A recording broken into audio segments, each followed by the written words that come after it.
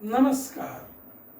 मैं पंडित बैजनाथ तिवारी अपने इस ज्योतिष के चैनल में आप सबों को हार्दिक अभिनंदन करता हूँ। मित्रों, आज हम इस वीडियो के माध्यम से जानेंगे उन बच्चियों के बारे में या वैसे माता पिता के बारे में जो अपने बच्चियों की शादी से काफ़ी परेशान हैं और रिश्ता बनते बनते बिगड़ जाता है या तो बनने में कई बाधाएं उत्पन्न हो जाती हैं। तो सबसे पहले तो हम ये समझेंगे कि आखिर ऐसा होता क्यों है। मित्रों, कुंडली में, जन्मांग चक्र में देव गुरु बृहस्पति और शुक्र की स्थिति यह तय करता है कि जातक के विवाह में कोई अड़चने तो नहीं है या कोई बाधा नहीं है या फिर बहुत ही सुगमता के साथ में रिश्ता तय हो जाता है।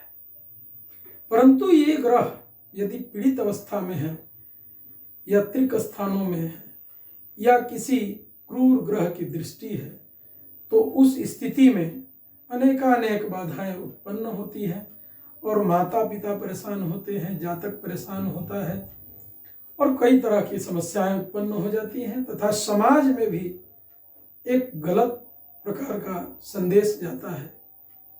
तो इसलिए अब तो कुंडली बिना देखे बृहस्पति और शुक्र की स्थिति को तो जानना संभव नहीं है। यह जब तक हम कुंडली का विश्लेषण न करवाते हैं किसी योग्य विद्वान से तब तक उनकी स्थिति को बताना कठिन है। लेकिन फिर भी इसके लिए एक अचूक उपाय मैं आप सबों के सामने प्रस्तुत करने वाला हूं, जिसको कर करके वैसे जातक जो इससे पीड़ित हैं या वैसे माता पिता जो अनेक प्रकार के परेशानियों से अपने बच्ची की शादी के संबंध में या उनके रिश्ते को लेकर के कई प्रकार से वो पीड़ित और मानसिक परेशान रहते हैं। तो जैसा कि आप सभी को दिख रहा होगा, एक मंत्र है, ओम त्र्यंबकम जजामहे सुगंधिम पतिवेदनम उर्वारुकमिव बंधनादितो मुक्षीयमामुतः। यह मंत्र है कृष्ण यजुर्वेद के में यह मंत्र आता है और यह शिव जी का मंत्र है और इस मंत्र में इतनी शक्ति है कि यदि इसका विधि पूर्वक यदि अनुष्ठान कर और इसका जप किया जाए तो निश्चय ही सफल हो जाता है। तो ये जो मंत्र है, अब इसके विधि के बारे में हम बताएंगे कि कैसे क्या करना है। और इस मंत्र को आप सभी देख सकते हैं, बोर्ड पे लगा हुआ है, आप चाहें तो इसको नोट कर सकते हैं। ये मंत्र रहा, ओम त्र्यंबकम जजामहे सुगंधिम पतिवेदनम उर्वारुकमिव बंधनादितो मुक्षीयमामुतः। ये मंत्र आपको रुद्रा अष्टाध्यायी के 6वें श्लोक का ये 6वां मंत्र है, वहां से भी इसे लिया जा सकता है। अब हम ये जानेंगे कि इस मंत्र का करना क्या है और कैसे करना है। तो सर्वप्रथम जब बच्चियां जो हैं इसको करेंगी तो ये 11 दिनों का एक अनुष्ठान है। इसको चाहे तो स्वयं भी कर सकते हैं या इसका अनुष्ठान कराया भी जा सकता है।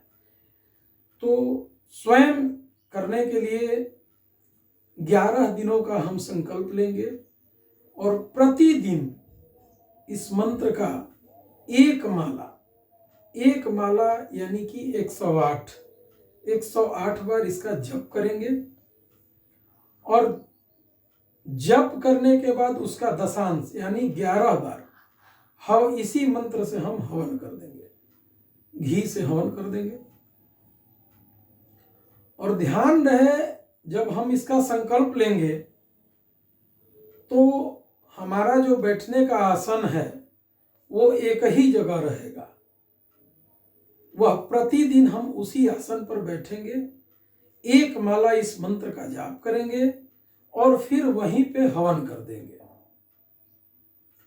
और हवन के पश्चात काम हो गया, फिर हम वहां से उठ जाएंगे, परंतु वो आसन वहां से ना हटे, क्योंकि वो संकल्प होगा। और जब हम 11 दिन ये मंत्र का जप करेंगे तो अंतिम दिन 11वां दिन एक माला हम हवन कर देंगे। जप भी करेंगे, एक माला हवन कर देंगे और ब्राह्मणों को या यथाशक्ति जो भी हो वो ब्राह्मण भोजन करा देंगे या दान कर देंगे या मंदिर के पंडित जी को कुछ दे देंगे। जो भी करे ऐसा करना चाहिए। ये तो उपाय मैंने बता दिया। दूसरा उपाय, जैसा कि हम सभी जानते हैं कि कुंडली में शनि देव जो हैं वो सबसे धीमे ग्रह माने जाते हैं, उनकी चाल बहुत ही धीमी है। तो शनि का प्रभाव और राहु जिस हाउस में होते हैं उस भाव को वो एक्टिवेट कर देते हैं। तो इसलिए राहु और शनि इनका प्रभाव जो है कम हो और न के बराबर हो, तो उसके लिए हमें करना ये चाहिए कि गाढ़े रंग का वस्त्र, विशेषकर काला, नीला, इस तरह का, या बहुत ही डीप ग्रीन, गाढ़ा हरा, ऐसे वस्त्र से हमें परहेज करना चाहिए उन जातकों के लिए। और जितना हो सके हल्का रंग का वस्त्र वो पहने, जिसमें क्रीम हो, पीला हो, इस तरह का वस्त्र जो है वो पहनना चाहिए। तो मैं समझता हूं कि ये उपाय करने के बाद में एक इसका अभूतपूर्व लाभ मिलेगा, शिव जी की कृपा हो जाएगी और बिगड़ते हुए काम जो हैं वो बन जाएंगे। और इसी और आशा उम्मीद के साथ आप सबों को बहुत बहुत शुभकामनाएं, बहुत बहुत धन्यवाद। यदि हमारा वीडियो आप लोगों को पसंद आया होगा तो कृपया इसे लाइक और सब्सक्राइब अवश्य करें। सादर धन्यवाद।